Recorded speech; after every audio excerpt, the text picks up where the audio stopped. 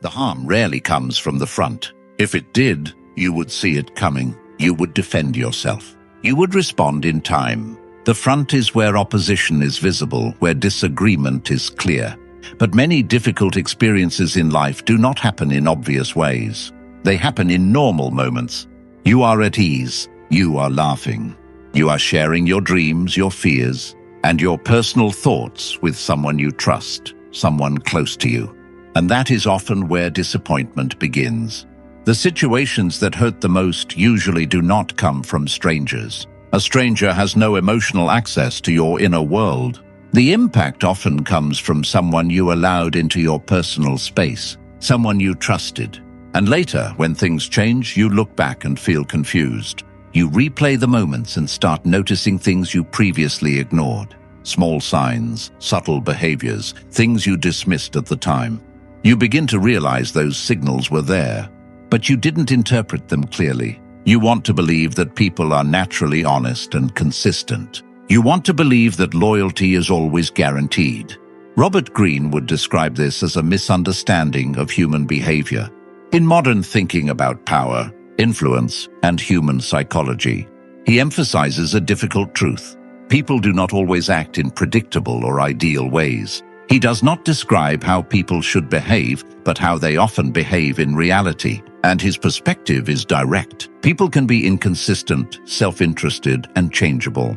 If you assume everyone will remain loyal without question, you place yourself in a vulnerable position. But if you learn to observe carefully, to understand patterns in human behavior, you become more aware and grounded. You stop seeing situations as personal failures and start understanding them as human dynamics. You begin to recognize early behavioral patterns that suggest someone may not be as reliable as expected. These patterns are not always obvious. They are not direct dishonesty. They can appear as excessive agreement, overly fast closeness, or behavior that feels inconsistent over time. The goal is not to judge people too quickly, but to understand behavior more clearly. When you learn to see things as they are, you gain clarity about your relationships and your environment. Before we identify the 3 types of traitors, you must understand why you keep letting them in. There is a flaw in your operating system.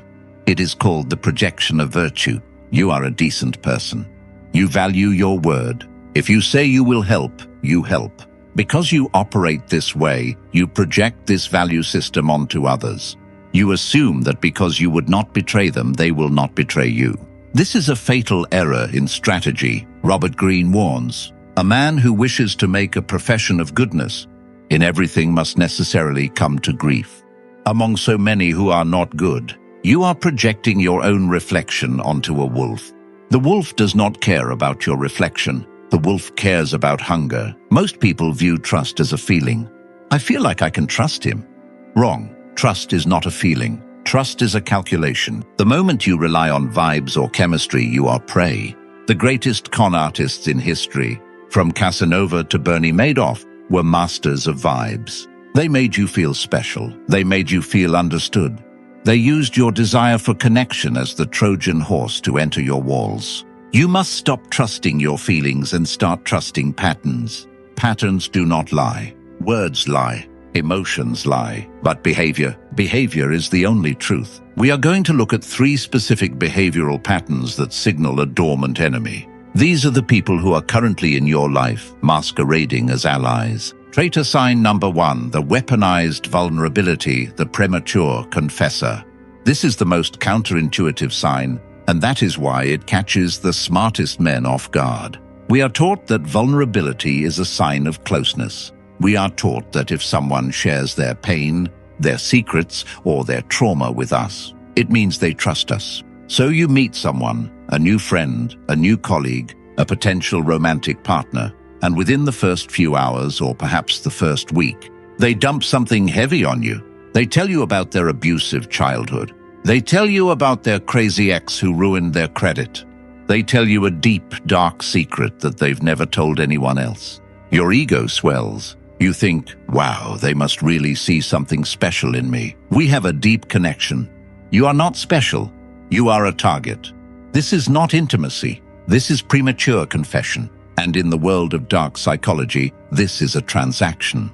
Robert Greene explains that human beings are driven not only by desire and fear, but also by subtle forms of obligation and psychological debt. When someone gives you a secret, they create an immediate subconscious debt. They have given you a piece of themselves, and now the social contract of reciprocity pressures you to give something back. So what do? You lower your guard. You share your own secrets, your insecurities, your weaknesses. You think you are bonding. In reality, you are handing them leverage. The premature confessor is often a person with no boundaries, and a person with no boundaries has no loyalty. If they are willing to expose themselves so quickly to you, a stranger, they will expose you just as easily to someone else. Think about it. Why would they trust you so fast? They don't know your character. They don't know your values. They do it because it is a tactic. It is a way to accelerate trust artificially by hacking your empathy. They are either looking for a savior or looking for leverage. Real trust is slow. Real trust is built over time through consistency and shared experience. Beware the person who tries to fast-forward the relationship. If someone reveals their deepest trauma too early, do not lean in, step back. They are not building a connection, they are creating a hook. And the moment you try to set a boundary, the moment you try to pull away, they will weaponize that vulnerability against you. I trusted you. I opened up to you. How can you be so cold? Now you feel guilty. Now you stay. And that guilt becomes the cage they built for you within the first hour. Robert Greene would advise you to accept the information, but give nothing in return. Listen, observe, but keep your own cards face down. A secret shared too soon is not a gift. It is a hook. Do not bite. Traitor sign number 2, the Switzerland syndrome, the pathological neutral. I don't want to get involved. I'm just going to stay out of it. I see both sides. These sentences sound mature. They sound reasonable. They sound like the words of a peacemaker. They are the words of a traitor. Robert Greene explains that neutrality in moments of conflict is rarely about morality. It is about self-preservation. When two sides collide, the person who refuses to choose is not avoiding conflict. They are calculating safety. Imagine this clearly. Someone disrespects you, lies about you, or undermines you publicly. Your friend sees it. They know what happened. They know you are right. But when you look to them for support, they hesitate. I'm friends with both of you. Understand this. Silence is a decision. By refusing to challenge the disrespect, they are indirectly supporting it. The pathological neutral values access over loyalty. They want to keep all doors open. They want to be liked by everyone. And a person who wants to be liked by everyone stands for nothing. If they cannot defend you when you are right, they will never defend you when it matters. This is what makes them dangerous. They are invisible enemies. They don't attack you. They step aside and let you get hit. Then they return afterward with sympathy, pretending they were never part of the equation. They celebrate you when you win and disappear when you lose. Robert Greene makes it clear that an open enemy is more predictable than a false ally. At least an enemy declares their position. You know where they stand. But the neutral friend stands on shifting ground. You rely on them, and when pressure comes, they collapse. Look closely at your circle. Who always plays devil's advocate when someone hurts you? Who downplays clear disrespect with phrases like, maybe they didn't mean it like that? They are not offering perspective. They are avoiding responsibility. Loyalty is not comfortable. Loyalty costs something. It requires choosing a side. And if someone is unwilling to risk losing others for the sake of truth, they are not your ally. They are simply protecting their own position. Do not trust the person who can sit comfortably with your enemies. That is not balance. That is betrayal waiting for the right moment. Traitor sign number 3, the grandstander of virtue, the moral performer. I hate drama. I am an empath. I never lie. I'm just a nice guy. That's my problem. The loudest announcements in a room are usually the biggest lies. In psychology, this is called reaction formation. It is a defense mechanism where a person obsessively portrays the opposite of what they actually are, because they are terrified of their own nature. The person who constantly tells you how much they hate drama is always the source of the drama. The person who constantly tells you how honest They are is usually getting ready to deceive you. Robert Greene wrote extensively about the appearance of virtue. He advised that it is not necessary to have all the virtues, but it is necessary to appear to have them. Everyone sees what you appear to be. Few experience who you really are. But here is the twist. The modern manipulator has read the playbook. They know that to hide their dark triad traits, narcissism, manipulation, psychopathy, they must wear the mask of a saint. They don't just act good, they perform goodness. They share social justice posts 20 times a day. They talk loudly about their charity work. They judge others for their moral failings. They position themselves as the mom or dad of the group, the protector, the conscience. This is camouflage. A truly good person does not need to advertise their goodness. Goodness is quiet. Integrity is silent. It is demonstrated in action, not in press releases. When someone is broadcasting their morality, they are selling you something. And if they are selling, you should check your wallet. This type of person is the most dangerous of the three, because they weaponize morality against you. If you catch them in a lie, they will flip the script. How can you accuse me after everything I've done for you? I'm the only one who cares about you. They use their virtue as a shield. You cannot attack them because they are so nice. You cannot question them because they are so spiritual. But pay attention to the disconnect. Watch the person who is so nice to you but rude to the waiter. Watch the person who preaches loyalty but gossips about their other best friend the moment they leave the room. Watch the person who claims to be humble but dominates every conversation with their own achievements. The mask always slips. Robert Greene warns that the wolf does not knock on the door and say, "I am here to eat you." The wolf puts on the skin of the sheep. He bleats. He waits until the shepherd is asleep. The moral performer is the sheepskin. You must develop the eyes of a predator to spot another predator. When you see someone trying too hard to convince you of their character, ask yourself, what are they trying to distract me from? Usually it is a void, a lack of empathy, a deep, cold narcissism that views you as an object to be used. They want you to trust their words, so you stop looking at their hands, and their hands are stealing from you. We have identified the three archetypes: the premature confessor, the pathological neutral, and the moral performer. You are listening to this and faces are popping into your head. You feel a tightness in your chest. That is your intuition finally waking up from the sedative you fed it. But the question remains, why didn't you see it before? Why do we keep trusting these people until they destroy us? It is because of a psychological glitch called normally bias. We assume that things will continue as they are. We assume that because someone hasn't stabbed us yet, they won't stab us ever. We are addicted to the status quo. To acknowledge that your best friend is a pathological neutral means you have to have a confrontation. It means you have to be lonely for a while. It means you have to admit you were wrong. The human ego hates admitting it was wrong more than it hates being betrayed. So you make excuses for them. He's just going through a hard time. Premature confessor, she just doesn't like conflict. Pathological neutral, he just really cares about doing the right thing. Moral performer, you gaslight yourself, stop it.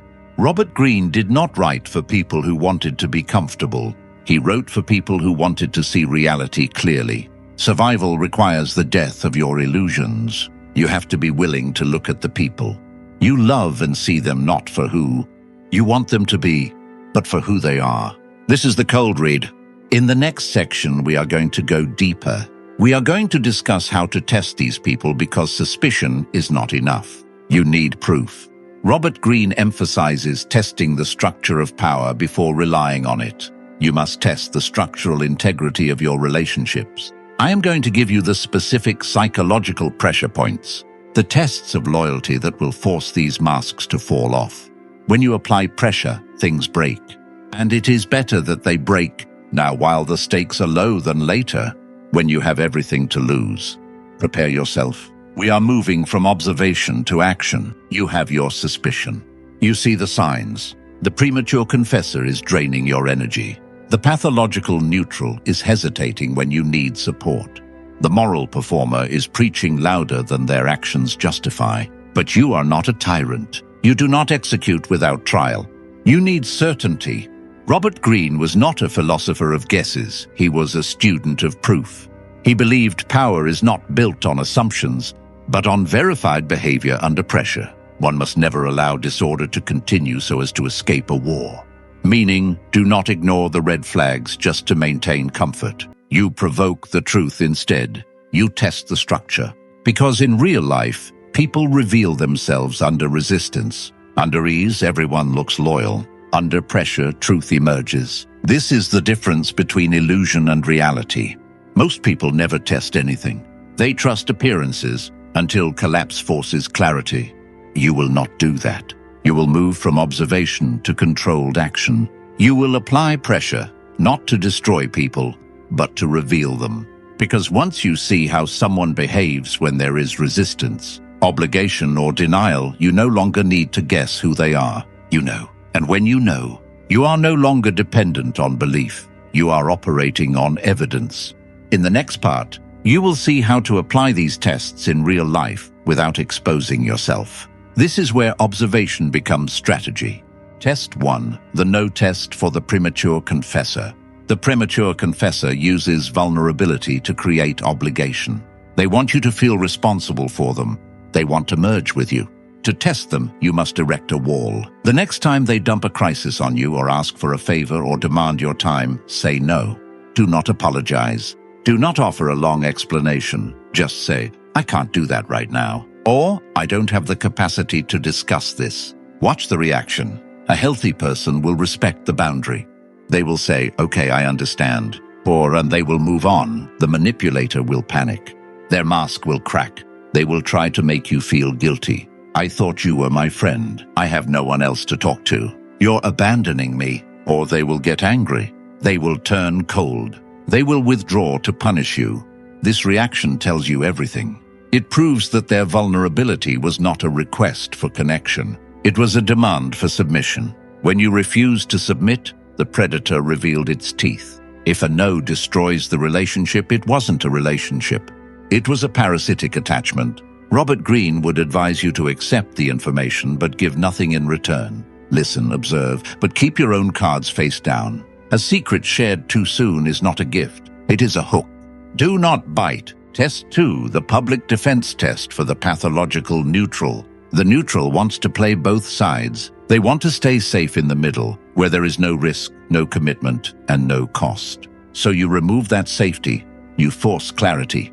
You bring them into a situation where neutrality is no longer possible. A decision, a conflict, a moment where someone must be supported and someone must be challenged. Robert Greene emphasizes that true character is revealed in moments of pressure, not in moments of comfort. So you create a simple split. Someone disrespects you, undermines you, or attacks your position, and you watch carefully.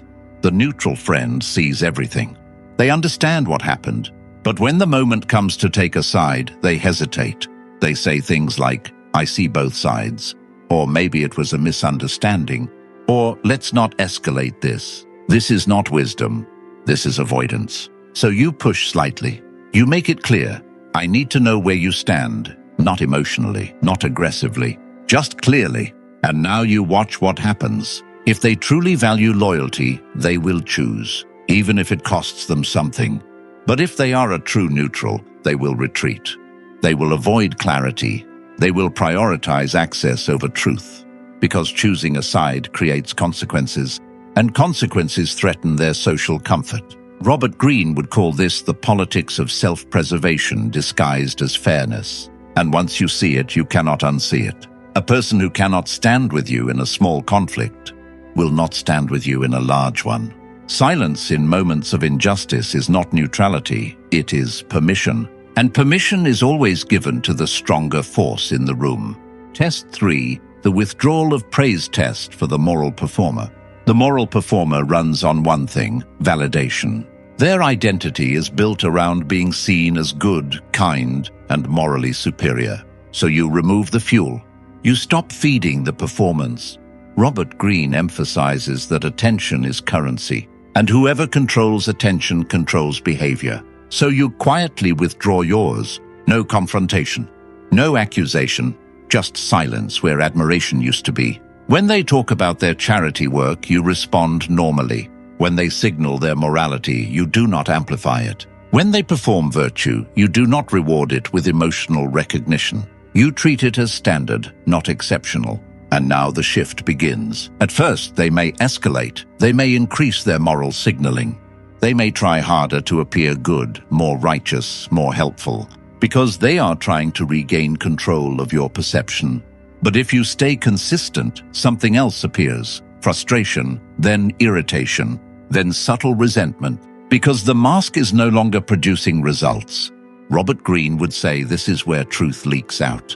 When performance stops being rewarded, the performer reveals what was underneath it. They may start making subtle accusations. You don't appreciate good people. You've changed. You're becoming cold. This is not truth. It is withdrawal of supply. And that is the real test. A genuinely good person does not need applause for their behavior. But a performer cannot survive without an audience. So when the audience stops clapping, the character starts breaking. And in that breakdown, you finally see what was hidden behind the moral mask. Now you understand the tests, but you must understand something deeper. These reactions you observed are not random. They are structural. Robert Greene emphasizes that human behavior is predictable under pressure because people always reveal their dominant drives when comfort is removed.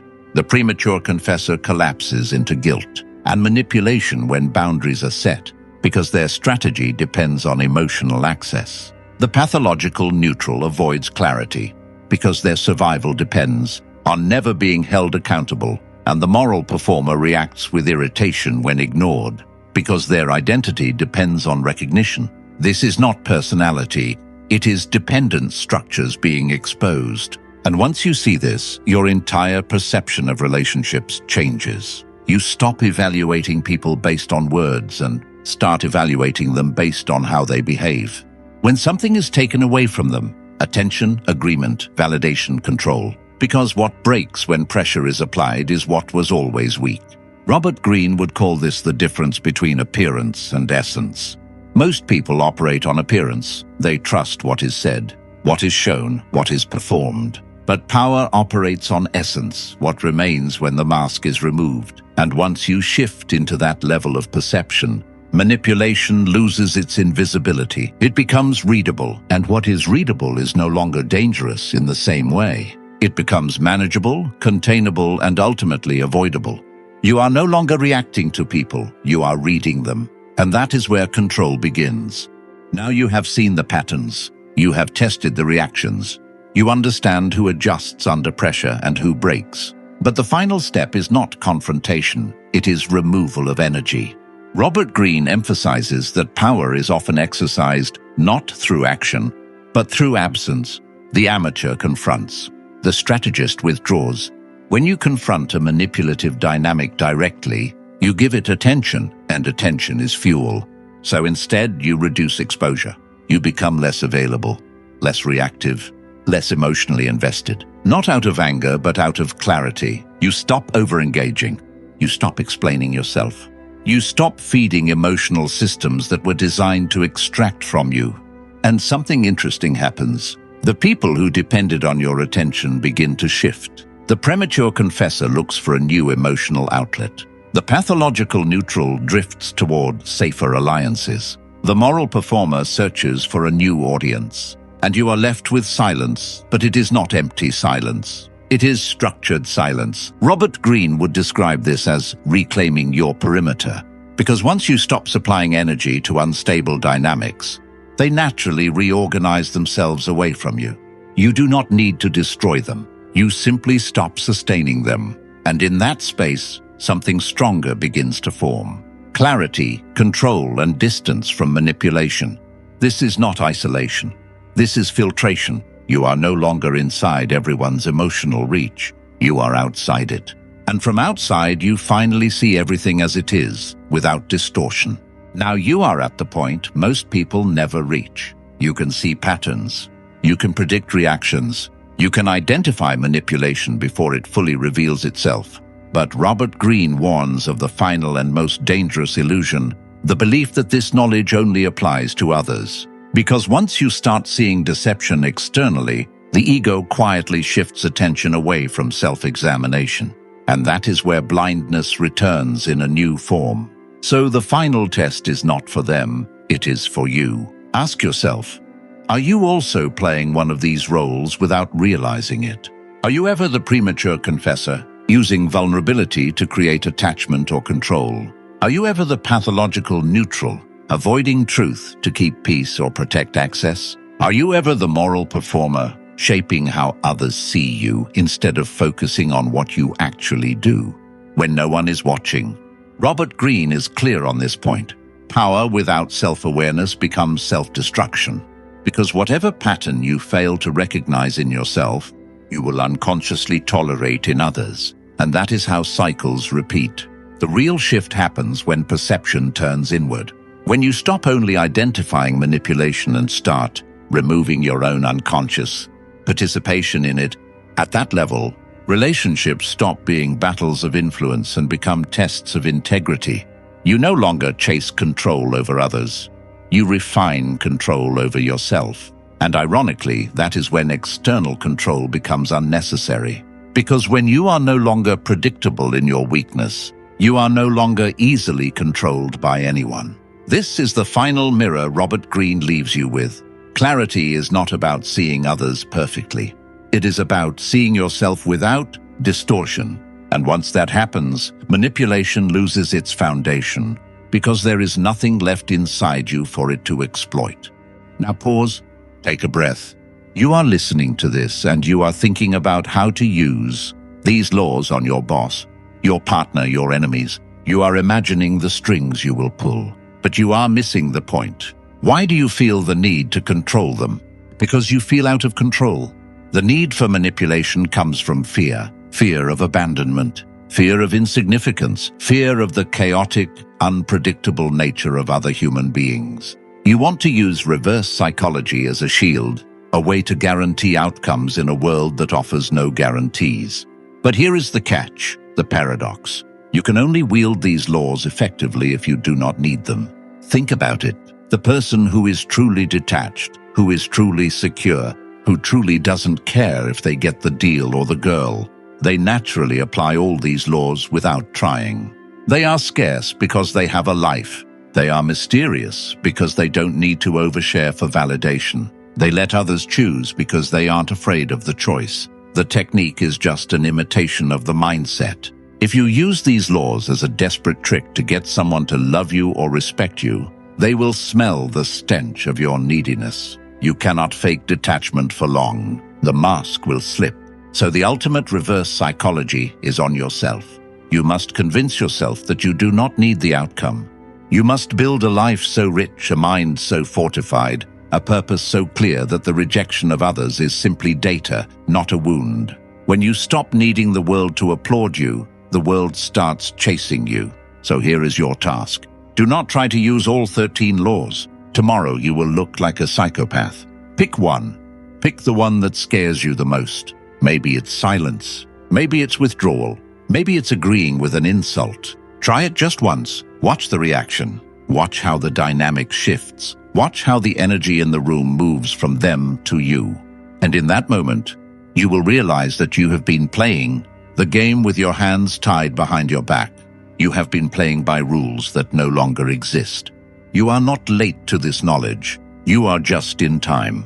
The world is a chessboard. Most people are pawns moving blindly, reacting to the square in front of them. It is time you started playing like the hand that moves the pieces. If you are ready to stop being a spectator in your own life, if you are ready to learn the language of power that is spoken in the shadows, subscribe to the channel. We do not teach you how to fit in. We teach you how to transcend. I'll see you in the next video. Don't let them see you coming.